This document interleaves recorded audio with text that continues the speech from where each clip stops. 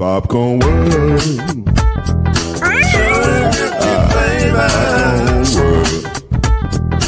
Popcorn World.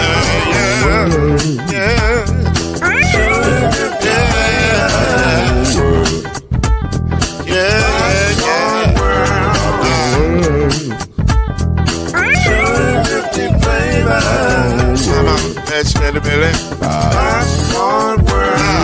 Can I make you groove now? Yes, I can. So you can get this groove in the back of a can. Put the big around the world and the holes in your hand. Popcorn World. 250 flavors gonna make you smile. 250 flavors gonna make you smile. 250 flavors gonna make you smile. I said popcorn make you smile. Ah. Popcorn World. Popcorn World. Popcorn World. Popcorn World. The Popcorn World.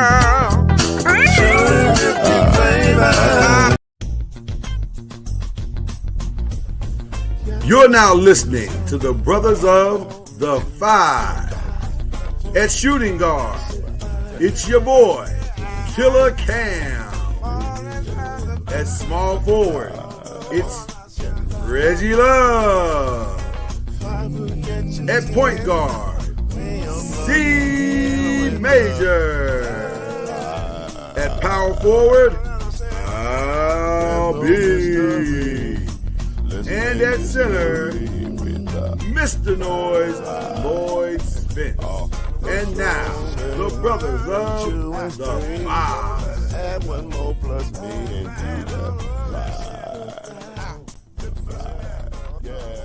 All right, so we running the two-man game stuff right now, but you know what? We hope to have our third party in here later on. But I mean, folks got to pay their own bills too, in addition to the bills we pay around here. So we good with it. Ain't tripping. But this is the Five, and we are back tonight.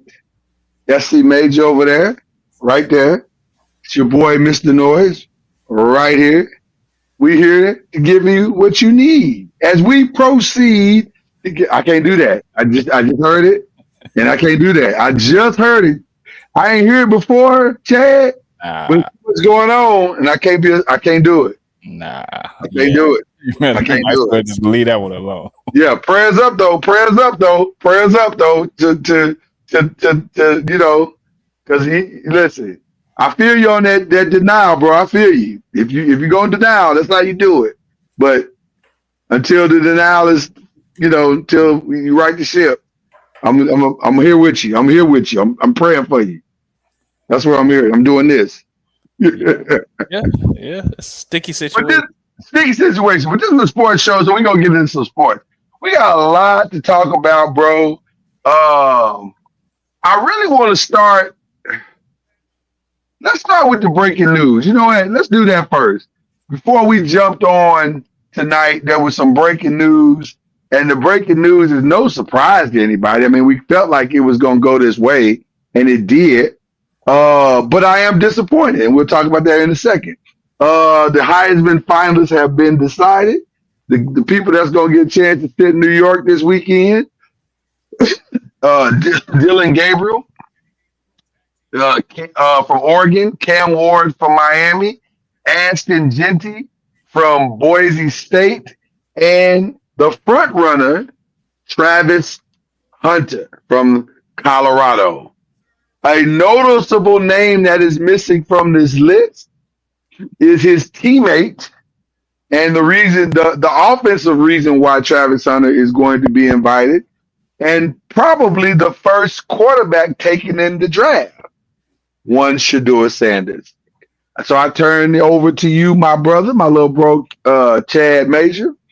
Your thoughts on the omission of Shedeur Sanders, but also the list itself? Well, you got to look at the list and got to say, who would you take off the list to replace him with? The only name that I'm looking at is Cam Ward. I mean, that's the only person that I would take off the list because Dylan Gabriel, his team is number one in the country. Number one in the country. You can't take him off the list. Ashton Genty, he's playing for the Boise State team that's in the playoffs, that's in the college football playoffs, and he's And his number numbers one. are insane. Yeah. Can't take him off the list. Travis Hunter, self-explanatory. Can't take him off the list. But I mean, Cam Ward. I mean, you could argue no, the numbers, no similarity of the numbers, but I mean, that's the only person I would think about taking off the list. But I mean, Shador, he's been doing it, everywhere he's been. Jackson State, even when Colorado was 4-8, he was still putting up numbers. So I mean, yeah, but I think being the first pick in the draft, maybe your consolation prize, or at least first. That's not a bad consolation prize. Let's Yeah. be clear. That's not a bad consolation prize. Yeah. I everything you just said, I 100% agree with. I at first I was like, he don't even get the invite, but I think it's the, and I know Shador was heard this weekend when he won the Johnny Unitas. Shout out to Shador for winning the Johnny Unitas award. And I think he got a couple of other quarterback awards coming down the pike as well. But Mhm. I understand what he was saying, that they just hate my dad, and maybe that's why I didn't get it. And that may or may not be true. I don't know if that's true or not. But here's what I do know. I got to thinking, Chad, how many teammates in the history of the Heisman, at least in my lifetime, have I ever seen nominated? And the answer was once. Mhm. Reggie Bush and Matt Leinart. That was it. That's the list. Yeah. So, and that team was the number one team in the nation. That team played for a national championship against Texas. So I get it. You know what I'm saying? And had they gone undefeated like Dylan Gabriel's team had, or had they been in the playoffs like Dylan Gabriel's team is, then it would have been like, okay, it makes sense to nominate them both. Yeah. But they didn't. It's tough, man, Yeah. because I do think that Shador is number one in this upcoming draft, and we're not doing draft stuff tonight, but I'm just saying in general, I think Shador is the best quarterback in this upcoming draft, and I think Cam is in that top 2 or 3 as well. So Cam definitely got the numbers for sure. And he's got one more win than Shador. So it's hard to take somebody off to add Shador on, but I think I would have liked to see Shador at least get the invite. And he'll be sitting in the room because he's going to be there to support his brother.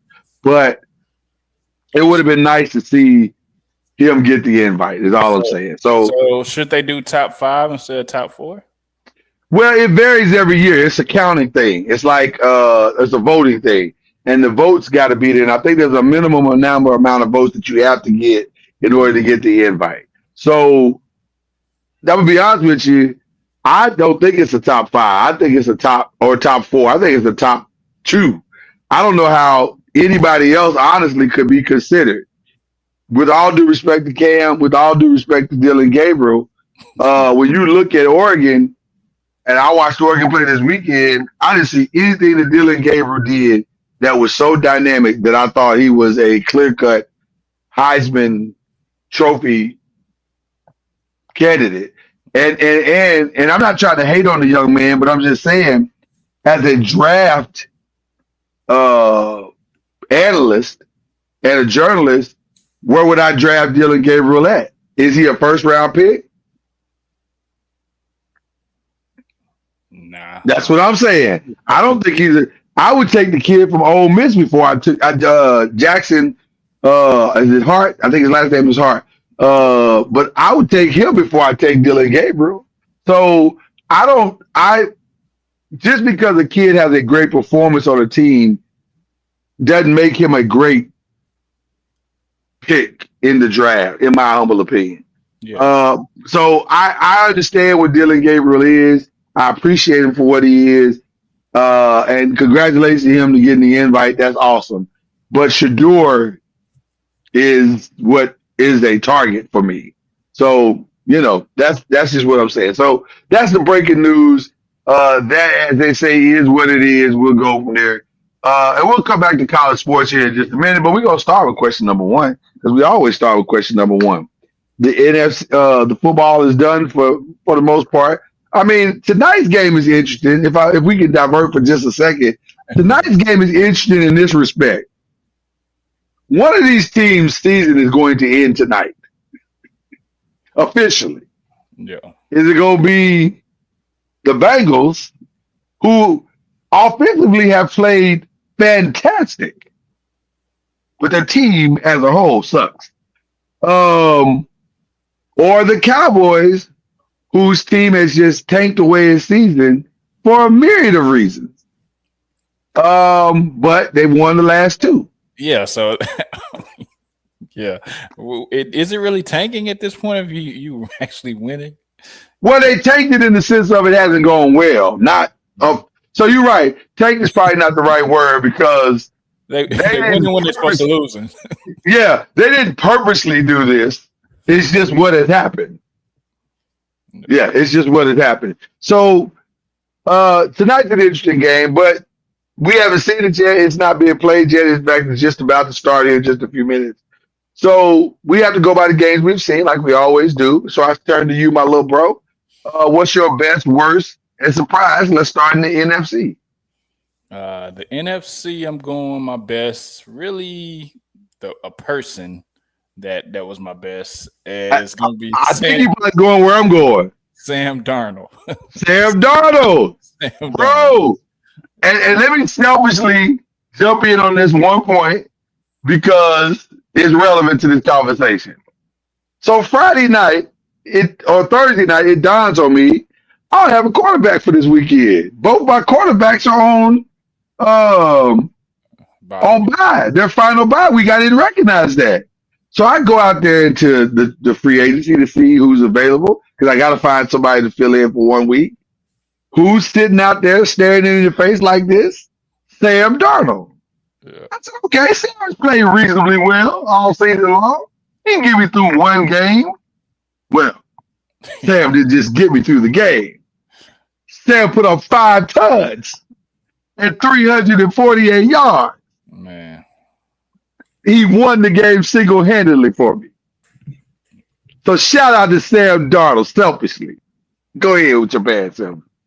That begs to know us. But when his career started, we were like Sam Darnold, and then he's been in different systems, and it like we've all said, maybe that system wasn't for him where he was at before, but now this system and him growing as a quarterback, maybe he's turned a leaf. But I mean, so Sam has played for the Jets, right?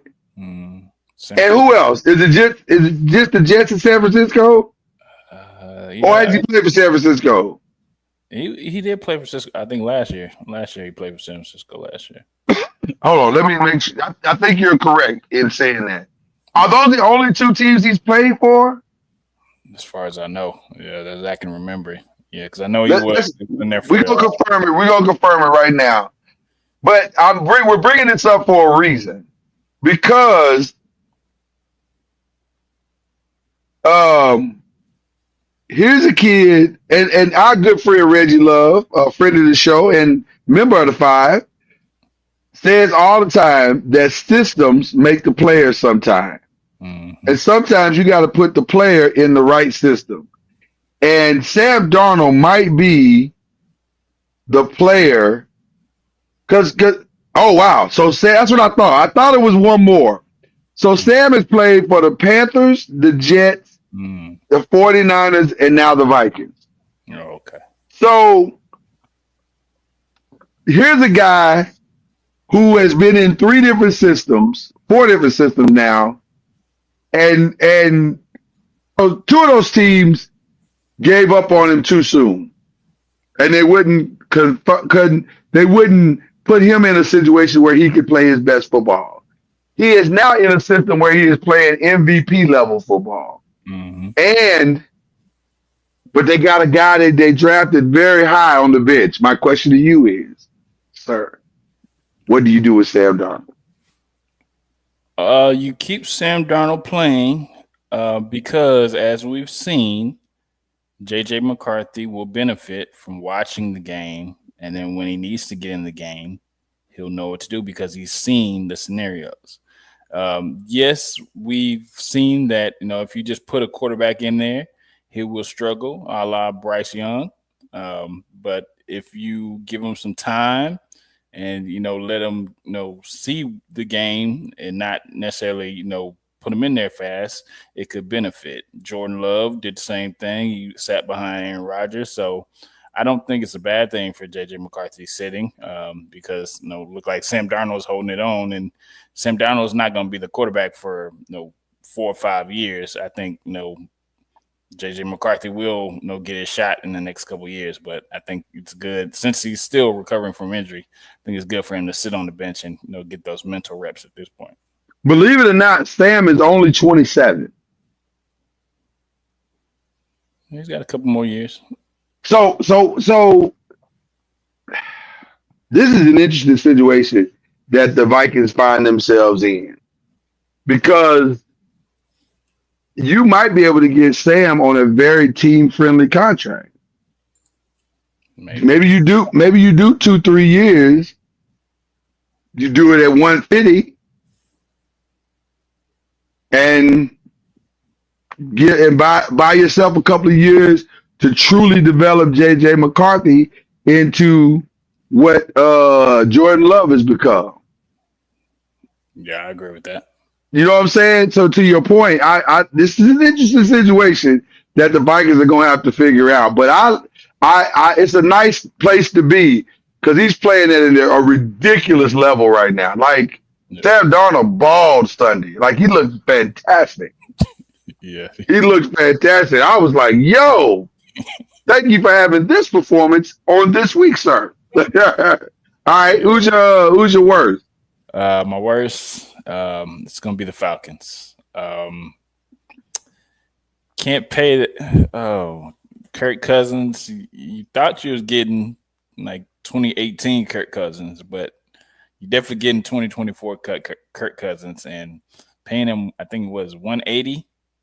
Yeah, that's a ridiculous number. You could have invested that somewhere else to improve your ball club, and but I think the Falcons. They have pieces and. You were expecting something better this year, so I picked the Falcons as my worst. And my surprise, the Rams. They were clicking on all cylinders, and they put up 44 points against the Buffalo Bills. That was they ball, man. Yeah, that's the highest point total I think all year. So against a quality opponent. So Matthew Stafford still got it. Still got it. Highland Park represented. Your worst was the Falcons. I have to ask you the question then. Is it now time to start Penix? You're still in the playoff chase, technically. Like you're still in the hunt, as they say. You lost the division lead to the Buccaneers because the Buccaneers won this weekend. You lost. Mm-hmm. But you're still in the hunt. If the Buccaneers stumble, which is a possibility, you can make a chance. Do you go to the young boy now? Because this dude has played the last, I think the stat I heard, last 3 games. Mm. He's no touchdowns, or 4 games, I think it is. No touchdowns and 8 interceptions. It's hard because you're paying him all that money, and you don't want to pay him all that money to just sit on the bench. So. I mean, if you're going to pay him that money, you might as well have him out there. I mean, I don't know. It's very tough. But I think if you're paying him that money, I would just let him play it out. And then just know that you can release him. And Penix is probably going to be your starter next year. Yeah, Penix got to get ready, man, because that's a tough situation, man. But shout out to the head coach for having the forethought of drafting a first-round pick quarterback. And you know what? He don't look that move don't look so stupid now. Exactly. Paying Kirk Cousins look like the stupid move now. Yeah, we were scratching our heads on that draft decision, but everybody was. But I was like, now it don't look crazy at all. So, all right. So we agree Sam Darnold is for sure the best. That the performance was crazy. Although I will say for me, if Sam Darnold is one, the Seahawks is 1A, man. They just keep finding ways, man. They just keep finding ways. And now they got a 2-game lead on that division. And I don't know if either one of them teams, anybody in that division can catch them. It don't feel like anybody in that division can catch them. Arizona don't seem like they can catch them. Arizona keeps stumbling over themselves. And we can have a Kyler Murray discussion on another day. But it just don't feel like anybody in that division can catch them. So shout out to the Seahawks, man. The 49ers looked more like themselves this weekend than they have all season long. Shout out to Isaac Garendo, U of L. Get your L's up. He looks fantastic. And by the way, I'm gonna go ahead and say what everybody's thinking. I'm gonna speak the unspoken part out loud. Christian McCaffrey, my guy. You might want to find yourself back to the field because it looks like they found your replacement. True. Yeah. Isaac looks fantastic. In the game that Isaac Garendo has started, he looks fantastic. Yeah. Fantastic. I mean, there's something to say about being youthful with being youthful and fast, and so like you said, Christian McCaffrey needs to definitely figure it out. I'm just saying, my guy. I'm just saying to you, might want to find your way back to the field. Yeah. I have an apology to make, bro, and if you don't mind, I need to do this like this way. So go ahead. To Matt Eberflus. My bad. This is my fault. Because I've went pretty hard in the paint on you the last 2 weeks. Saying you can't coach, you got bad coaching decisions, you run this team into the ground, you don't know what you're doing. That's my fault. This ain't on you. When a team finishes the first half of a game with 9 yards offensively total, that ain't on you, bro.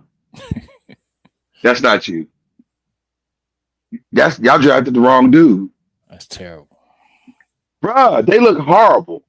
I don't know if you saw the game. They look horrible. Saw a little bit. Horrible.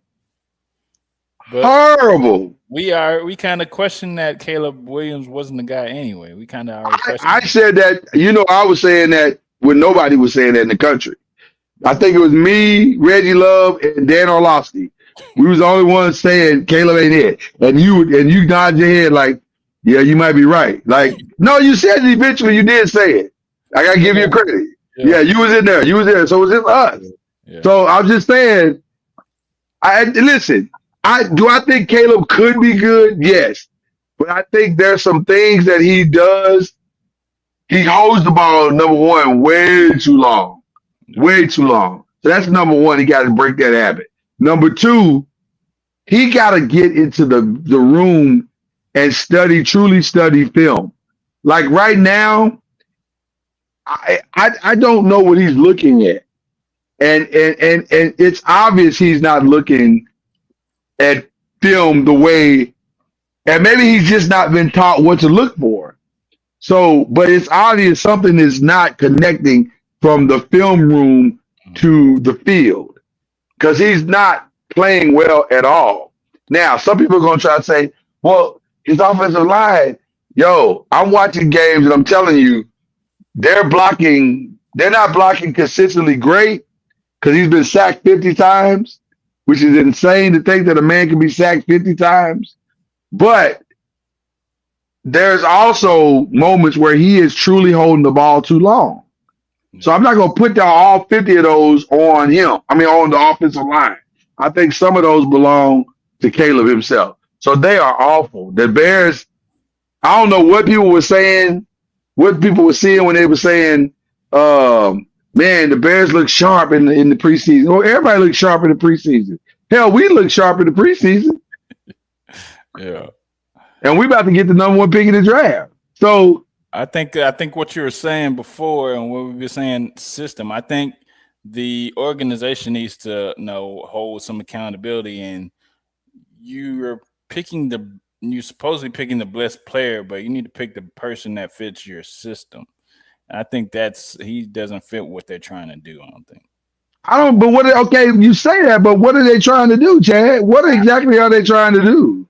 If I knew that, I'd be in the organization. Okay, so I don't know if he don't fit the system or not, and I think sometimes, bro, sometimes that is kind of overrated because if you have a generational talent and you think you got a quarterback who has a particular set of skills, then just like the Ravens did, sometimes you got to set the system around him if you think he's worth it. And clearly the Bears for 2 years thought he was worth it because they tanked last year just to get it. So why are you not building what you do around his skill set? True. Right? So I just don't understand what the Bears are doing. They are awful. They are awful. They have some serviceable receivers, a serviceable running back.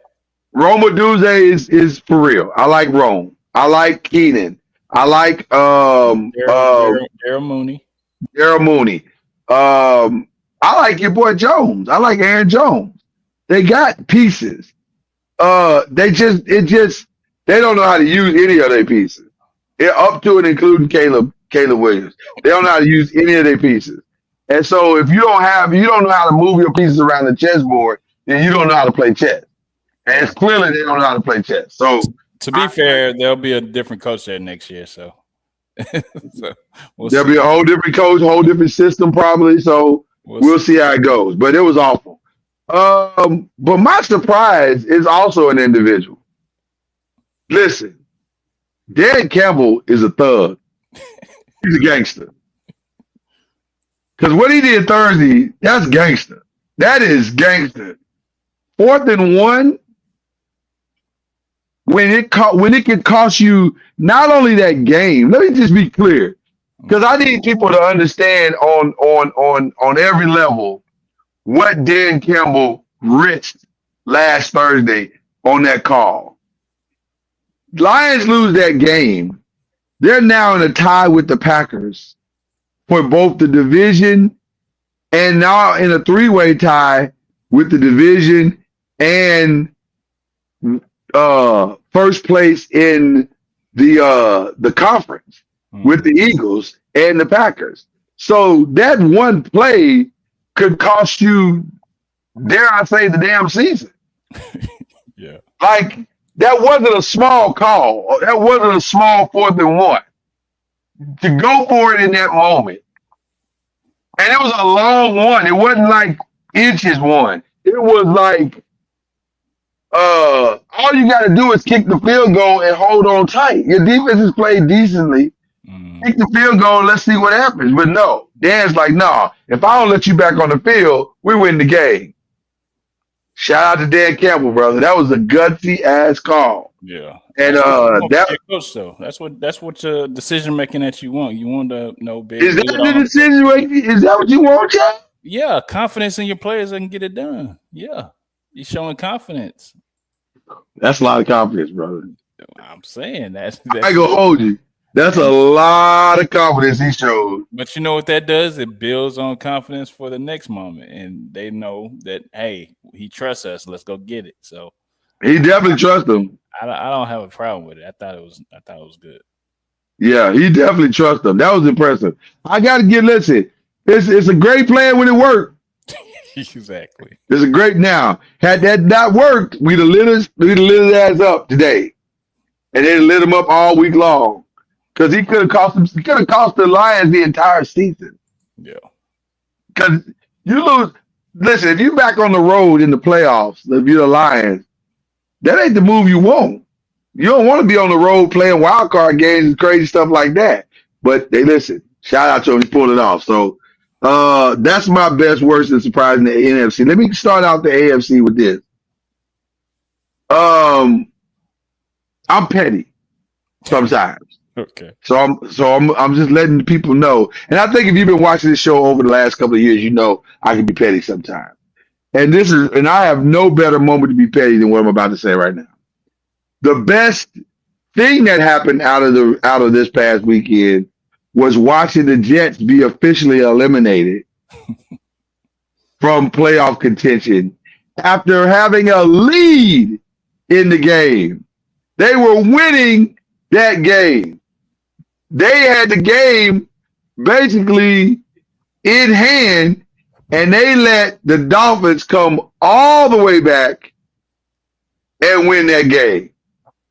So watching Aaron Rodgers in all his arrogant glory crumble down made me feel warm and fuzzy inside. So I'm petty. That was the best thing I saw this weekend. Now, the best teams, man, I'm starting to believe in these Steelers. I'm starting to believe. I'll be lying if I said I'm not believing. I believe. Like Russell, they're not just winning because Russell's stumbling on a couple of good plays. Nah, Russell played great, bro. Like he balled out. Like from the second quarter on. Now, I'm gonna stall you out because it's the Browns. I get it. But the Browns, one thing you can say about the Browns, they haven't quit on this season. Now, I don't know if that's because Hard Knocks is filming or what, but they have not quit on this season. And they came and tried to win that game. And the Steelers punched them in the mouth repeatedly and kept punching them. And Russell played efficient enough to win that game. So I'm not going to lie to you, man. I'm starting to believe in the Steelers. Their defense is fire. I think the defensive player of the year right now. Give it TJ. It'd be hard not to, but I'm trying to see who else has matched TJ's consistency. I can't think of anybody. I can't think of anybody either, man. I'm starting to think that this is TJ's to lose. So they balling, man. So that's my best. My worst, again, I'm petty. So let me start with my petty. Raiders, what are y'all doing? We don't need y'all to be winning games right now. Can y'all just let us have this? Let us have this. And I know Dion got up, draft my sons. You draft where you go where you're supposed to go. He don't want to go visit in the cold. You want to get out the cold. He already in the cold. We need him. We enduring for Shador right now. Hashtag enduring for Shador. Y'all saw our game yesterday and how it ended, right? Y'all saw that, right? Okay, so let us have this. Why y'all trying to take this from us? Let us have this. You want to go where the bright lights are? Right, in New York. Nah, not them bright lights. That's where the bright lights are. Not them Vegas bright lights. Shador, you're a man of faith, man. You don't want to be around all that sin and degradation, legal brothels and whatnot. Oh man, come on to New York and have a wonderful life, man. Have a wonderful life, young blood. That's all I'm saying. That's all I'm trying to do. So that's the petty in me. But now, honestly, the worst thing I saw this weekend was other than the Raiders was the Bills on that one play. You can't miss that. You can't miss that play, bro. You can't do that. You cannot do that. Under any circumstance, you cannot call that play. That was so bad. That was so bad. And that probably that may have cost them the Super Bowl. Because apparently the Chiefs, who are my surprise, apparently they're not going to lose. Yeah. They don't know how to lose. Bruh. The doink for the division, shout out to Mike Tirico for that one. The doink for the division, come on, man. I don't know how the Chiefs are pulling this off. I don't know. To me, Lloyd, the Chiefs are not very good this year. They're not the same. They're not a great team. But they are the champs, and you got to beat them. And honestly, I think what you really got to do is you got to find a way to blow them out. Because if it's close, I just don't know if you can beat Patrick Mahomes. I think it's kind of like in basketball with the Lakers and the Warriors. People try to beat them, but like they know how to win. Like you have to do something astronomical to beat them when they're in their heydays of winning championships. 100%, bro. Like it's. I don't know. Coming to the game that in his back pocket, Mahomes got a run in him. He got that in him. You know that. You just studied the film all week. Yeah. And yet, at some point in the game, somebody's gonna turn their shoulders around and chase a receiver that ain't making catches all game. Yeah. They're not catching the ball all game, but they're chasing them down the field. And as soon as they turn their back, there go Mahomes running down the right side of the field or the left side of the field for a 20, 30-yard gain to put his team in position to win the game. It's crazy to me. I just don't understand how they keep pulling this off. But shout out to the Chiefs, man. They won the division yesterday.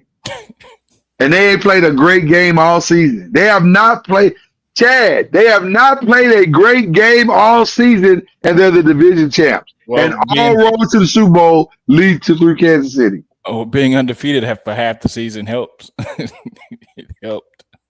I hope y'all like Kansas City barbecue because that's what you're going to eat during the playoffs.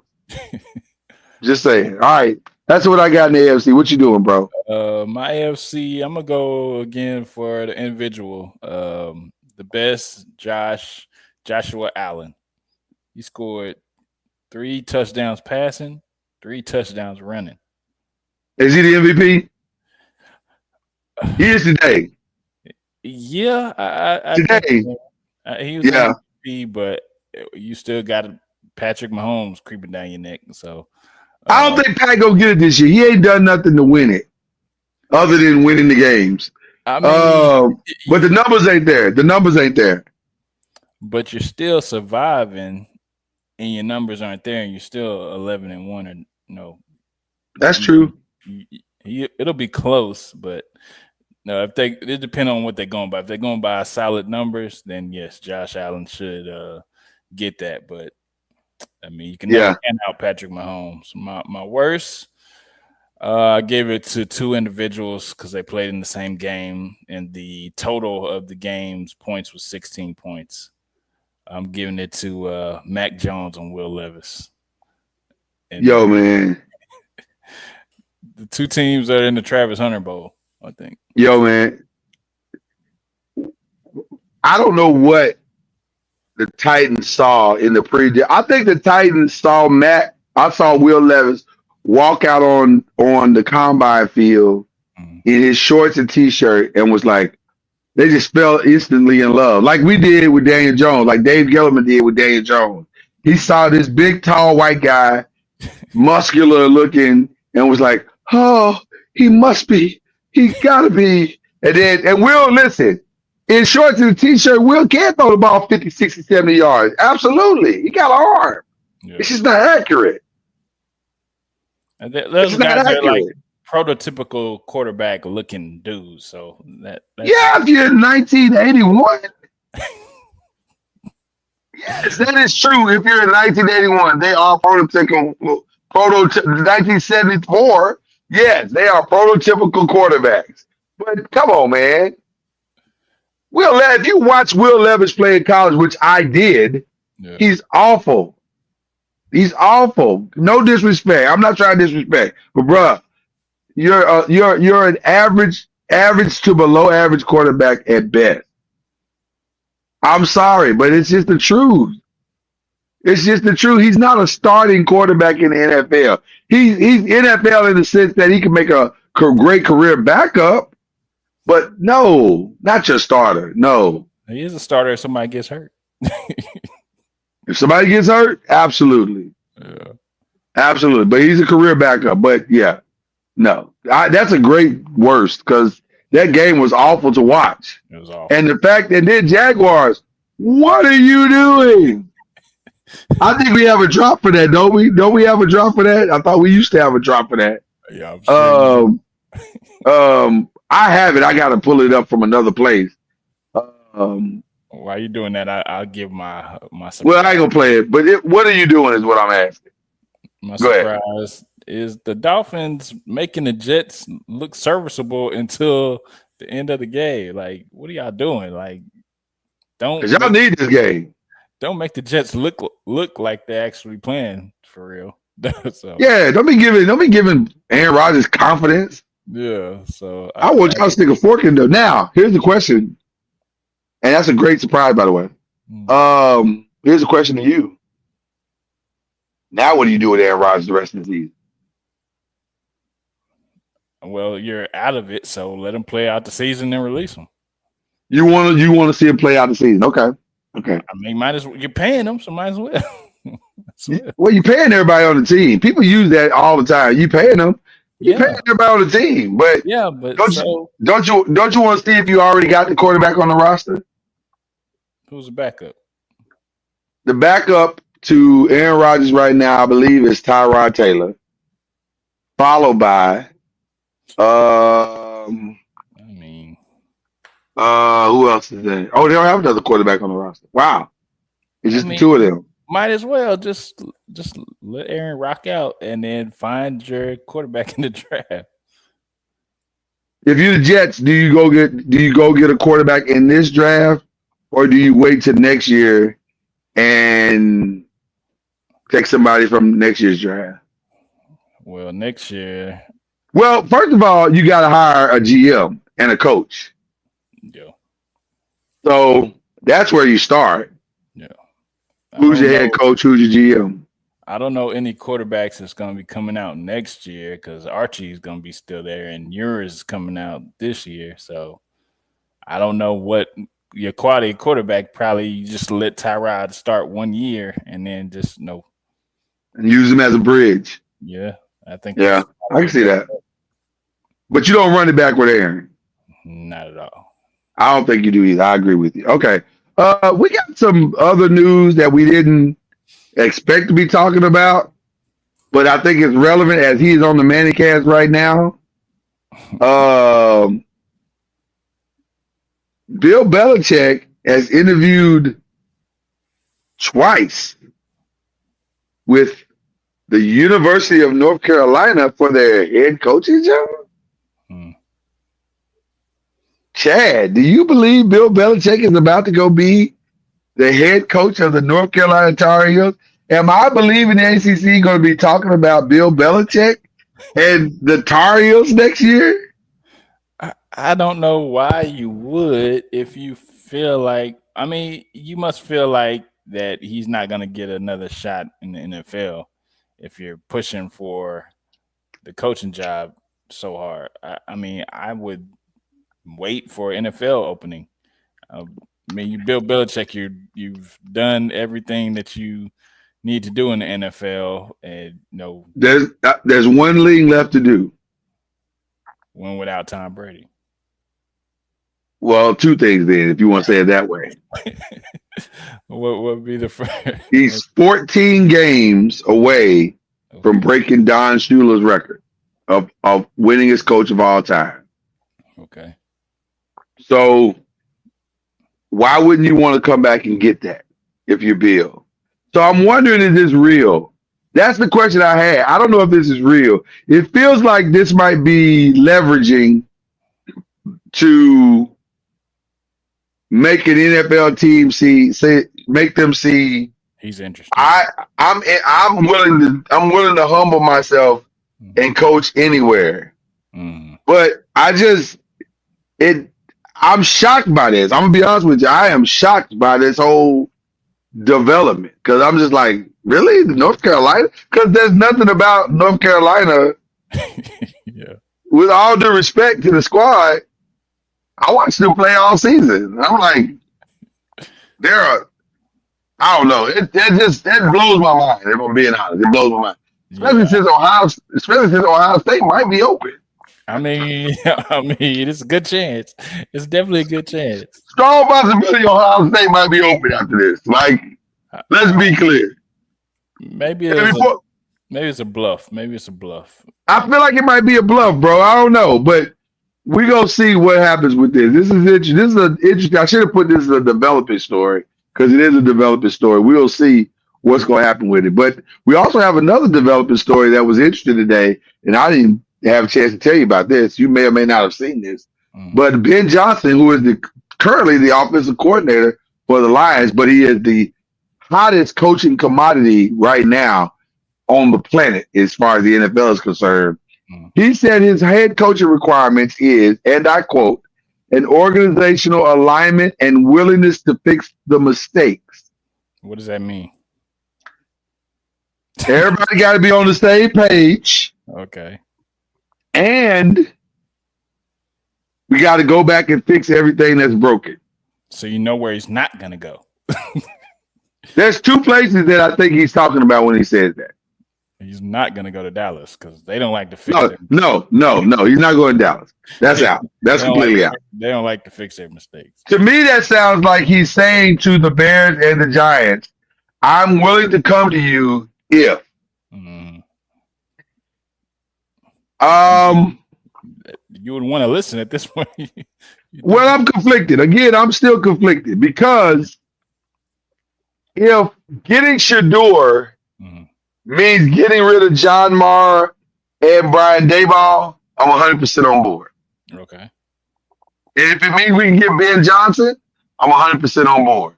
And I think Dion would be 100% on board. Mm-hmm. So that's the X factor for me. If this is going to cost, if keeping Brian Daboll is going to cost us Shador, to me, that's a no-brainer. No disrespect to Brian Daboll. I actually like Daboll. But I don't know if I like him over Shador Sanders. So what's your confliction? What's your confliction about it? There is no confliction for me. If I got to choose between the two, I'm choosing Shador. Yeah. I've seen him win consistently on multiple levels. I have confidence in this Shador Sanders.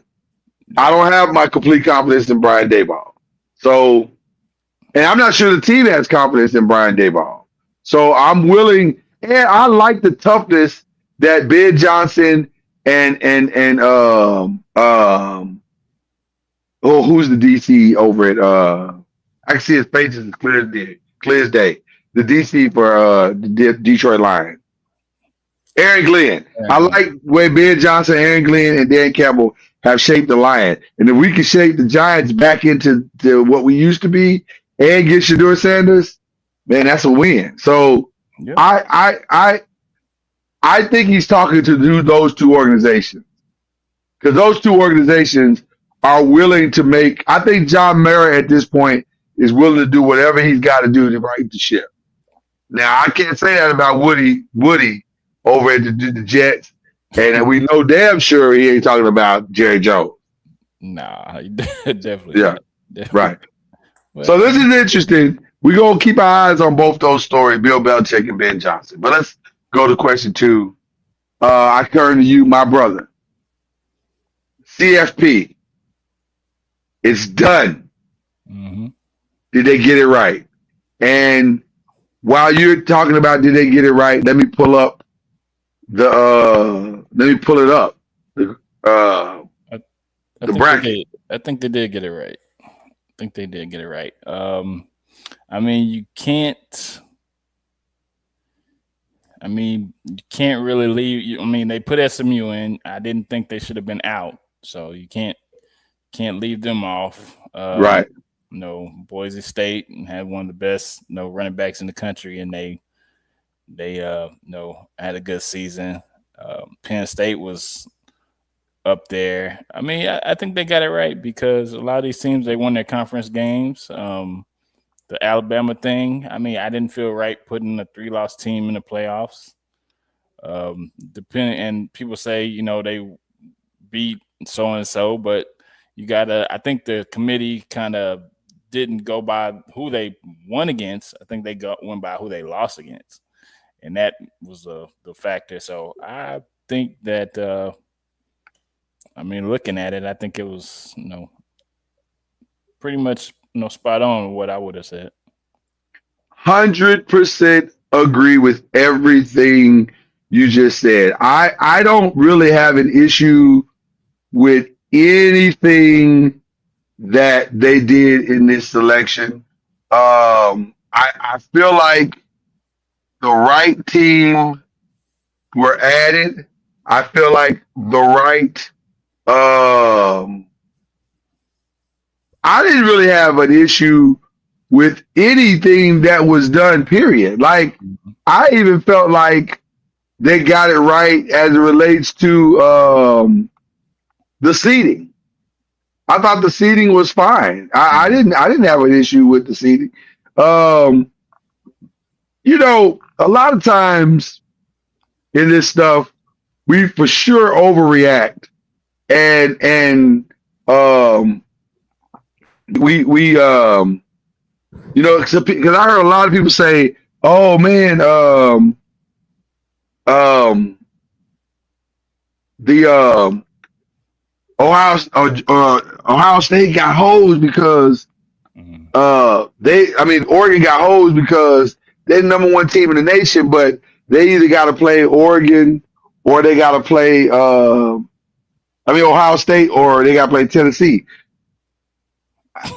Okay. If you want to be the best, you got to beat people that's been there.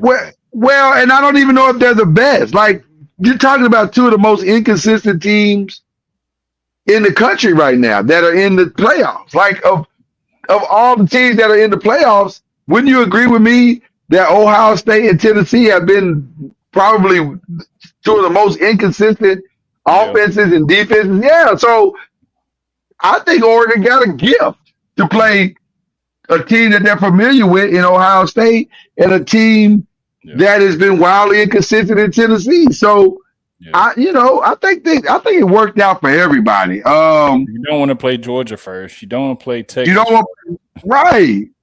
Yeah. You don't have to play Texas. That defense, I'm not sure you can compete with that defense. You have to play the only SEC team you got to play is Tennessee. And of all the SEC teams that are in, that's the one you want to play. Yeah. So I think they got it right, bro. I think it's set up perfectly. I don't like the first round bye.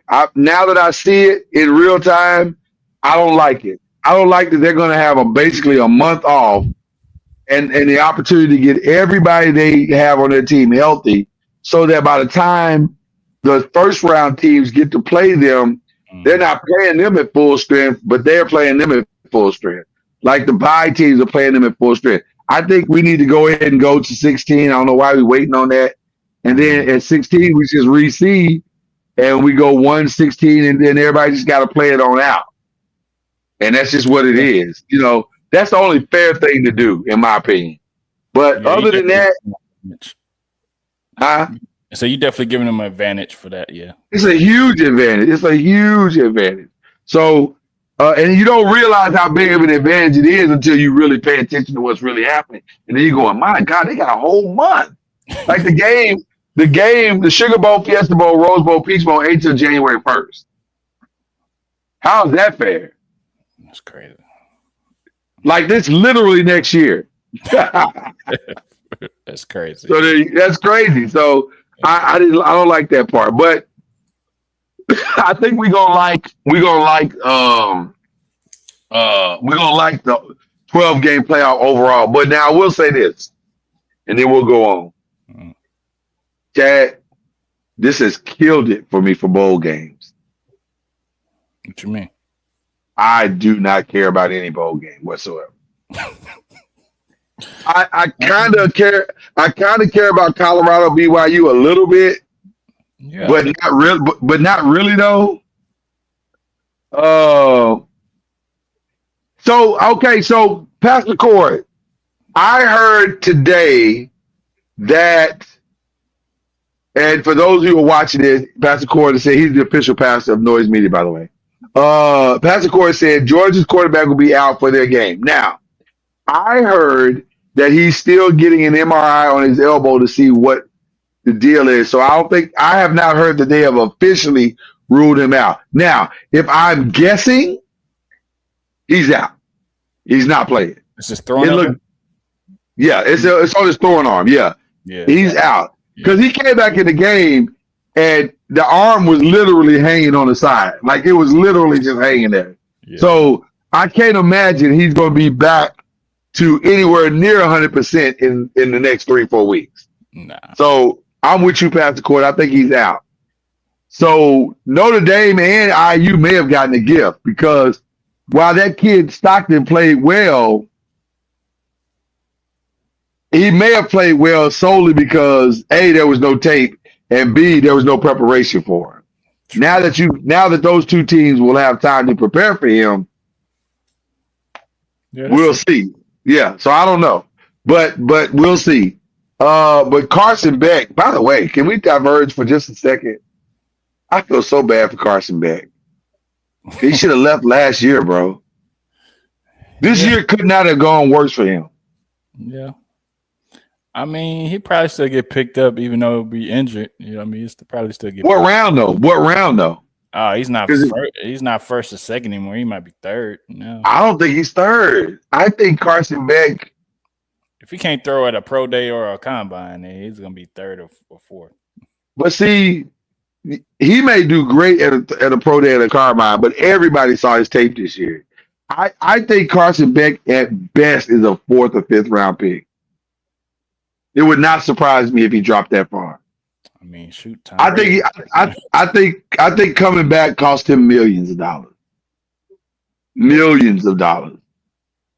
So you want to go out while you're hot. So yeah. I think he just Teddy Bridgewatered himself. Ooh, yikes. Yeah. Because Teddy coming out of that junior year, he was a surefire top 3 pick. Yeah. And then he said, I'm gonna come back one more year. And he dropped it. Now Teddy didn't drop out of the first. Yeah.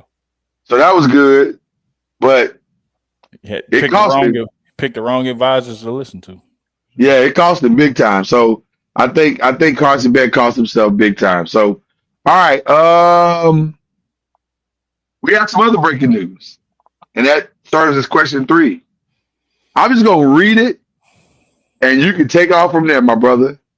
Juan Soto, $765 million for 15 years. And it starts with a $75 million signing bonus. Go. My son about to play baseball tomorrow. Bro, your boy, my nephew is currently playing the wrong damn sport. For sure.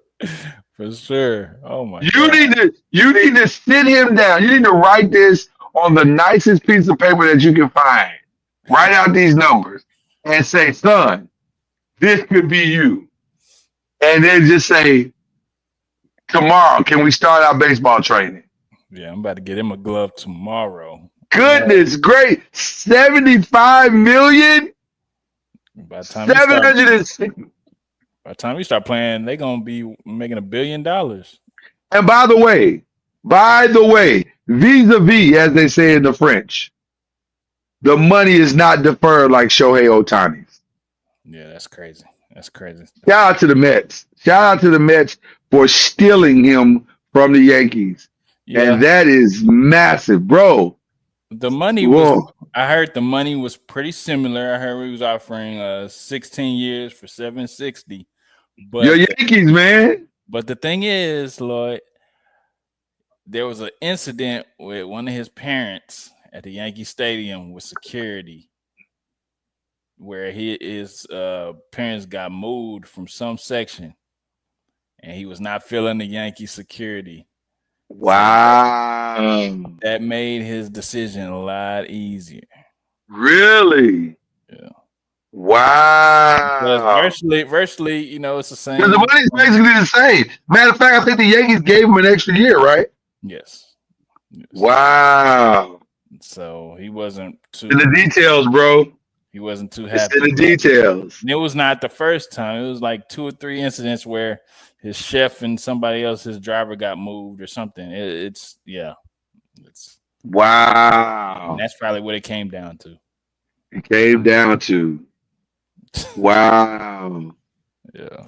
So I mean, Wow.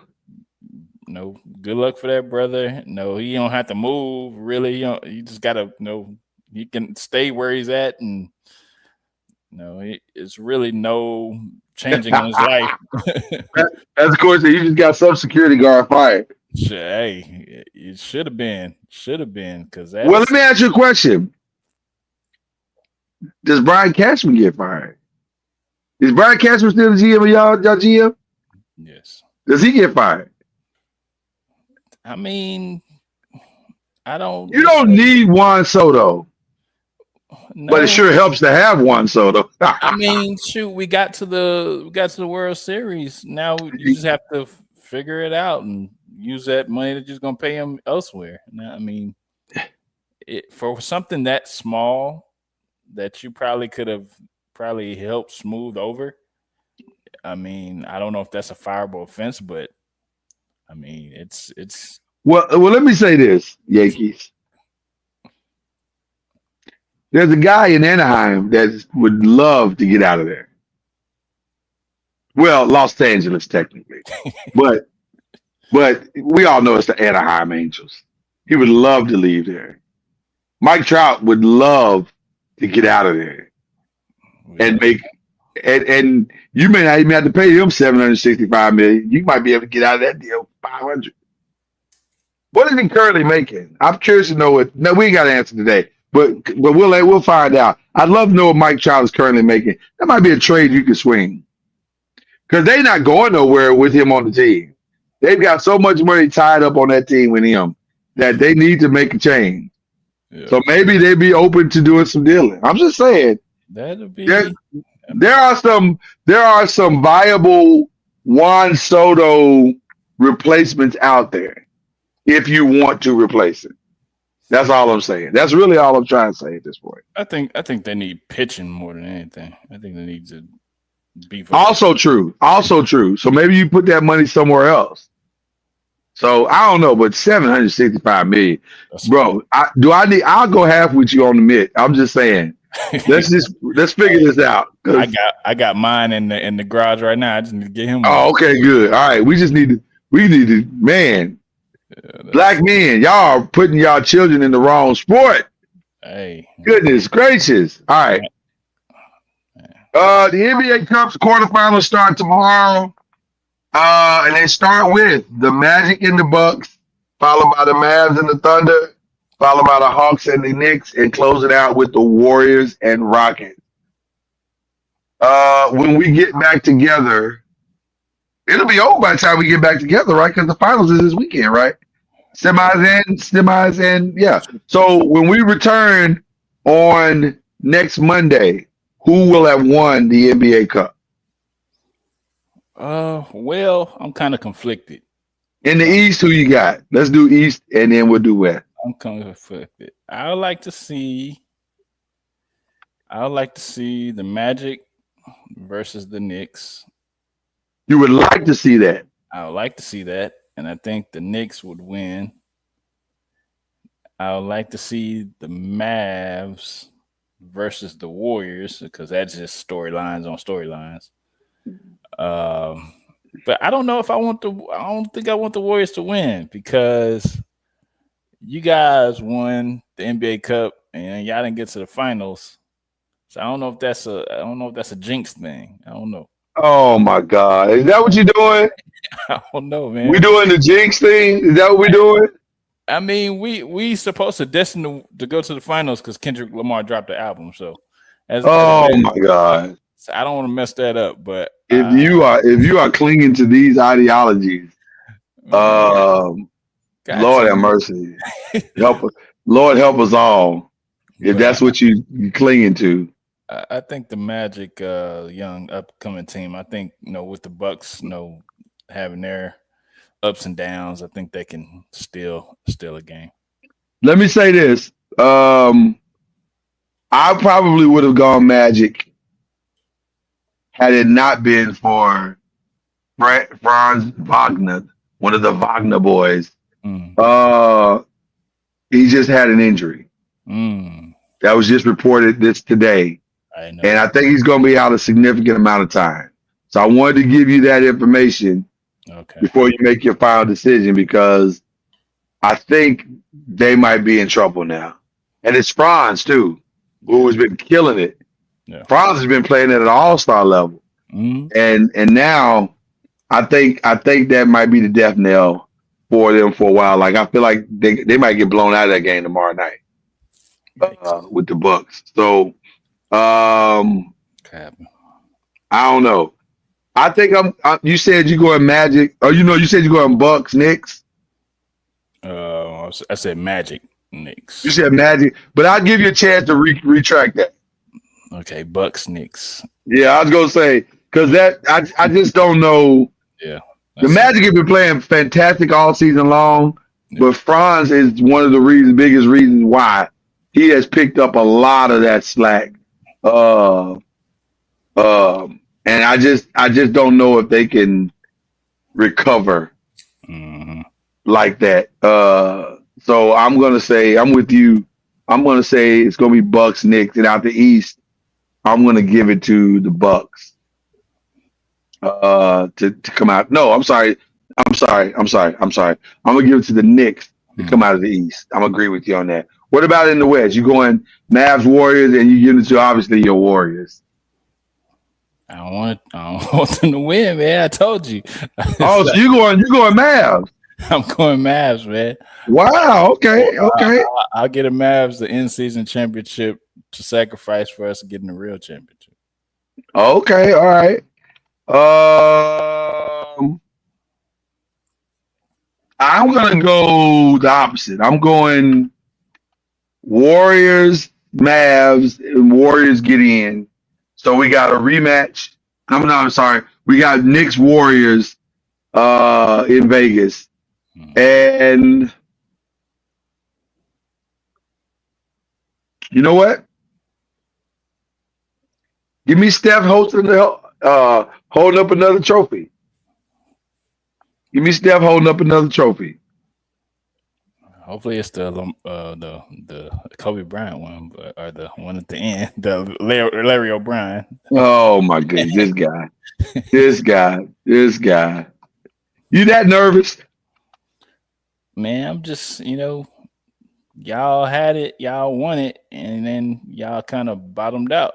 So I don't want it to happen to us. Well, we was gonna bottom out anyway. Like we're still where we are right now, and we got to make some changes. Like we're just not.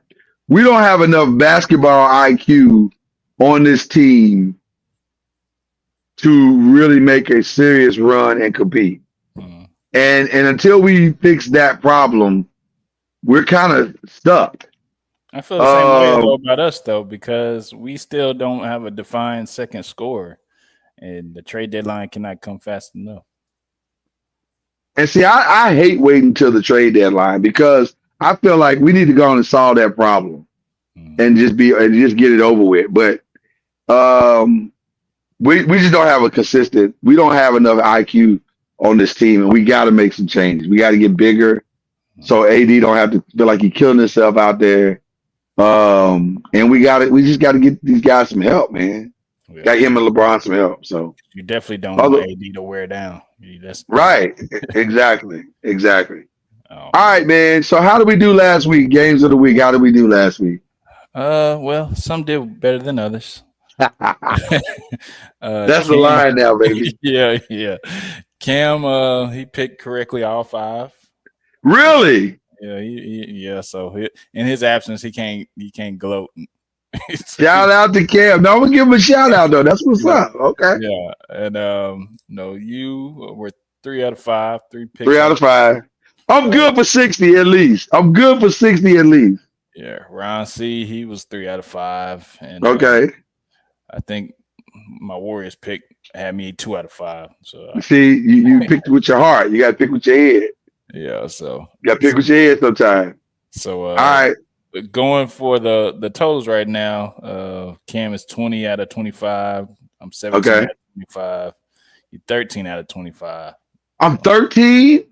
I gotta focus. I'm not focused right now.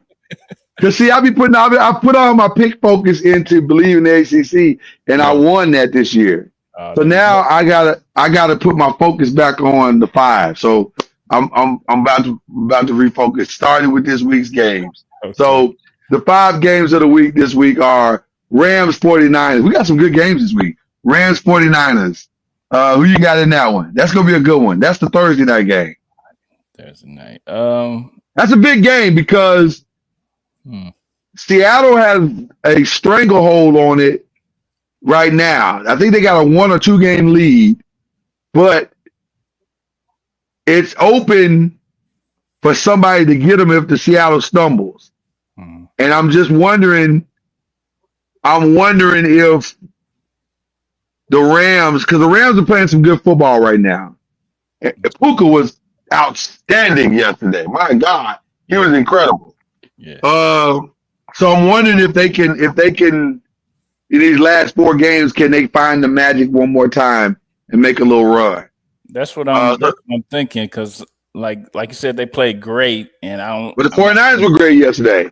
Yeah, but is Trent Williams gone still? Yeah, he ain't. As far as I know, he ain't back yet. But they didn't need him yesterday. But yeah, you didn't need him yesterday, but you're gonna need him this week. You're gonna need him this week. You're gonna need him. You're gonna need him Thursday sure. I'm going with the Rams, man. Go with the Rams. I'm gonna join you. Definitely going with the Rams this week. Okay. Dolphins and Texans. Dolphins and Texans, I would say, are both also in a must-win. Let me pull up the standings real quick, because I think the Dolphins are considered to be in the hunt right now. They have no shot to win the division. They're so far behind the division. It's not even funny. But in the playoff run, the Texans are okay. So the Texans are leading their division currently right now, and I think they have a sizable enough lead to where, as long as they don't do anything stupid, they're good. The Dolphins are 6 and 7. They're in 9th place. So they need the Broncos or the Chargers to stumble, and they got to beat, and they don't have the tiebreaker against Indianapolis. So the Dolphins, they just got to keep winning and hope other people stumble.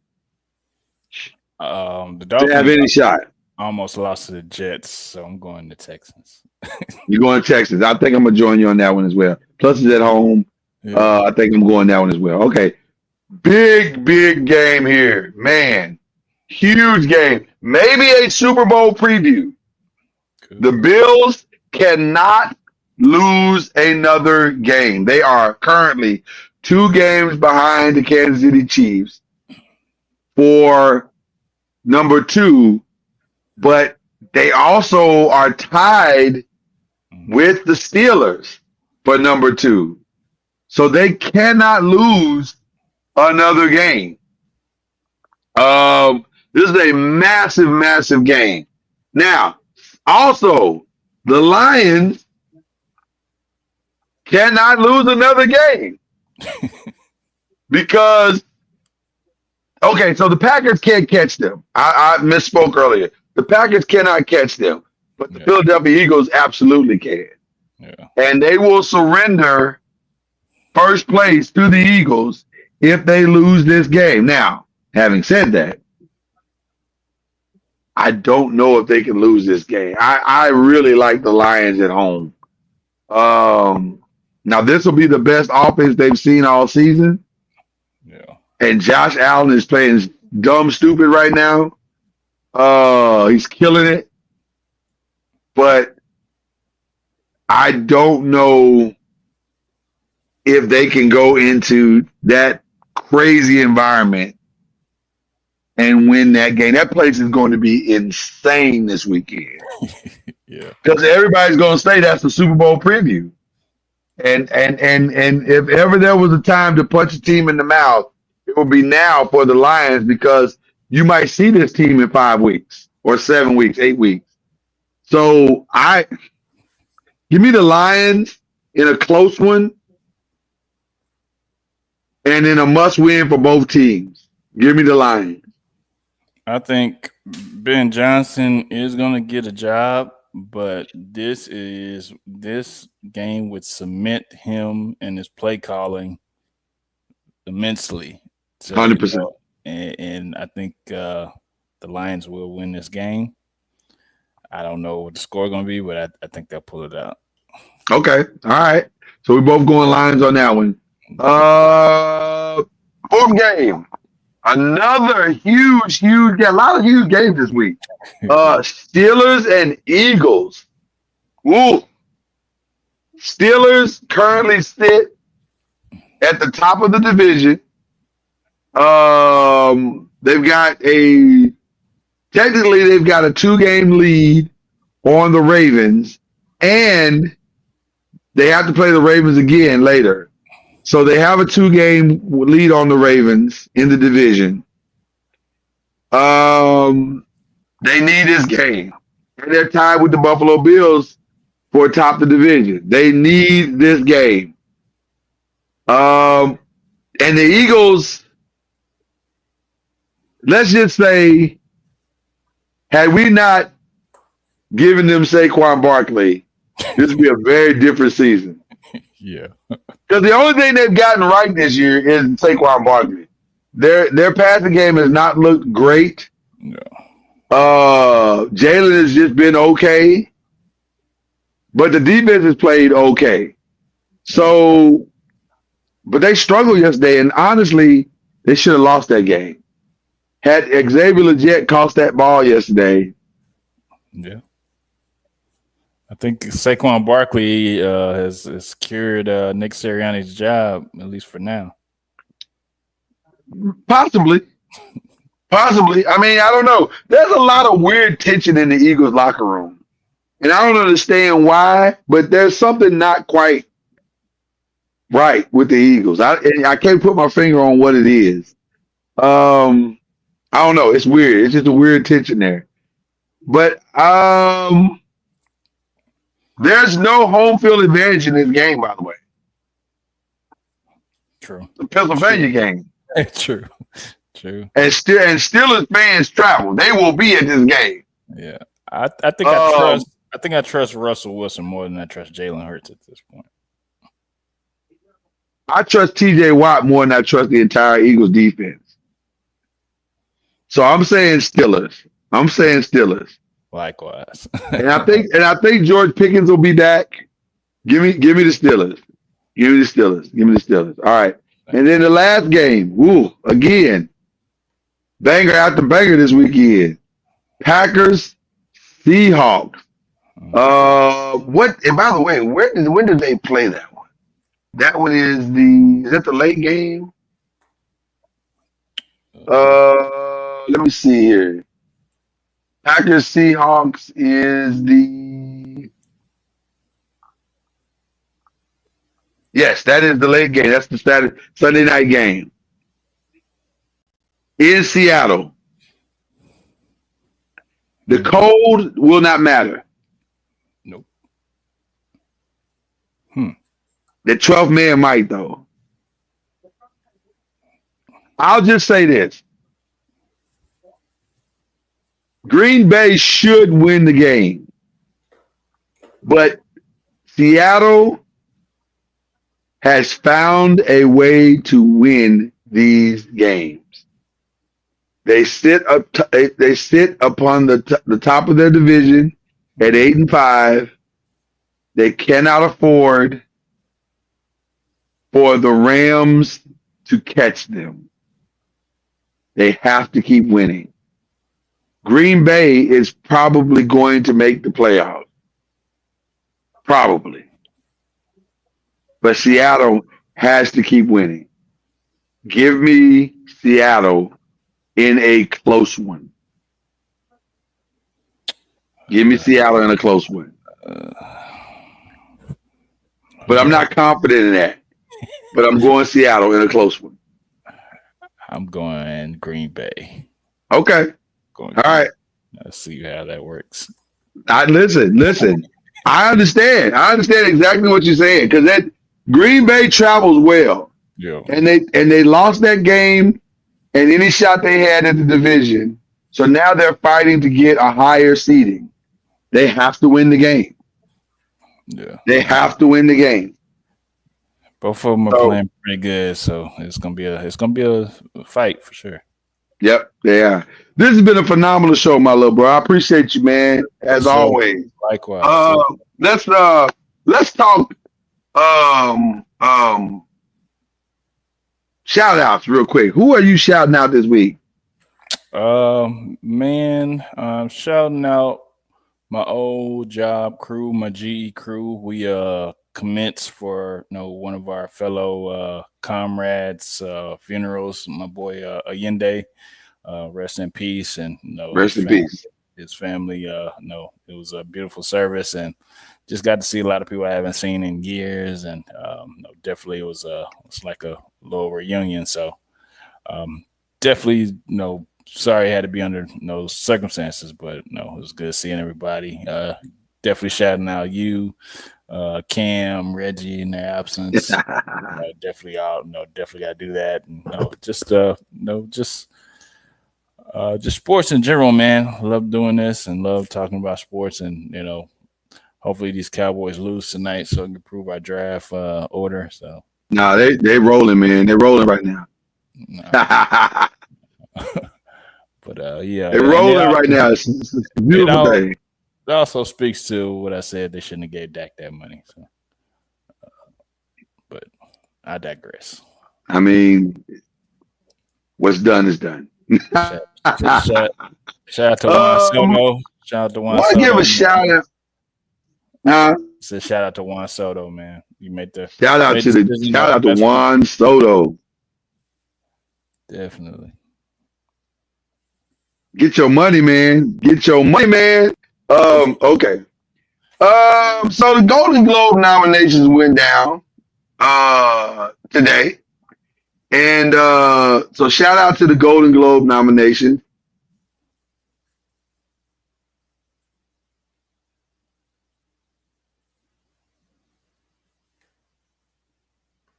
I am frozen. My whole computer's locked. Yeah, it was frozen. There we go. Okay. So shout out to the Golden Globes. One of my favorites got nominated a lot in the TV side, which is The Bear. I love The Bear. And it got nominated a lot. So that's cool. They got a new category now called Cinematic and Box Office Achievement. Mm-hmm. Where has that category been for the longest? Because that's kind of dope. I like because a lot of times they nominate stuff to win, and you ain't never heard of it. Like most of the films they got nominated to win, I've never heard of these. The Brutalist, A Complete Unknown, Conclave.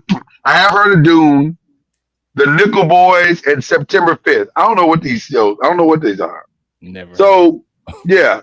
So I'm just taking your word for it that these are good films, but I don't know. Right.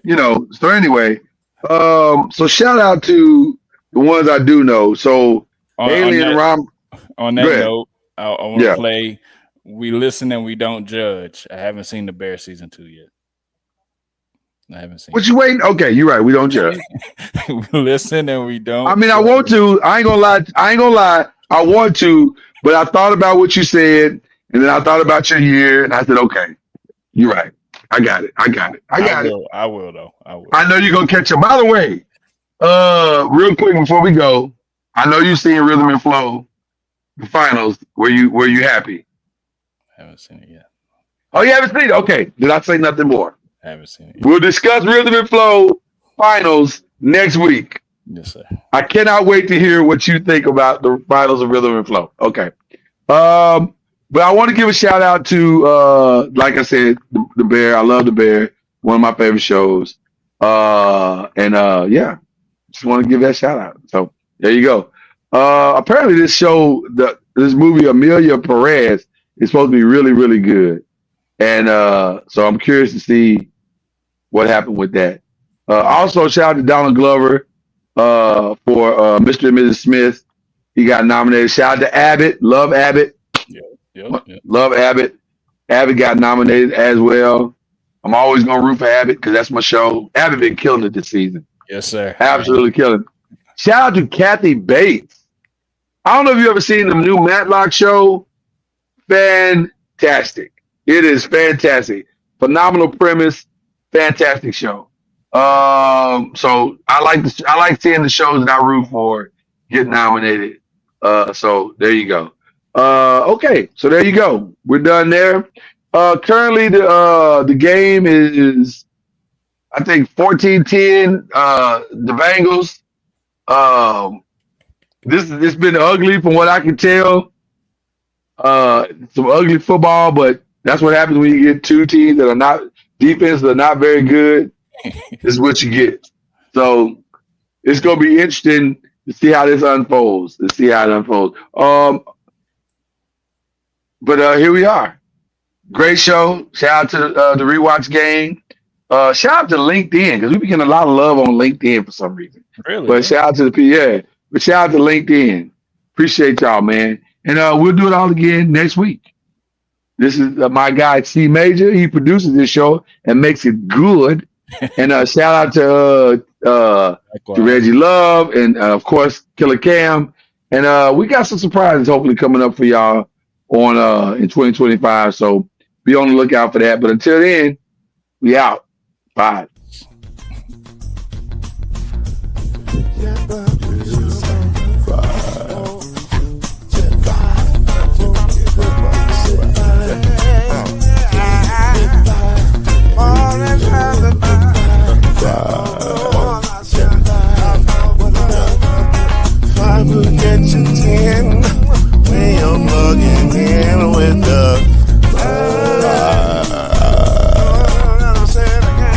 There's no mystery. Let's make history with the five. Oh, the strongest. 2 and 3. Add 1 more plus me and do the five. Yeah. We keep it on the floor. And the funk plus 4 and you got 5. One and 9 is 10, and there ain't no span on the 5. There's no denying it.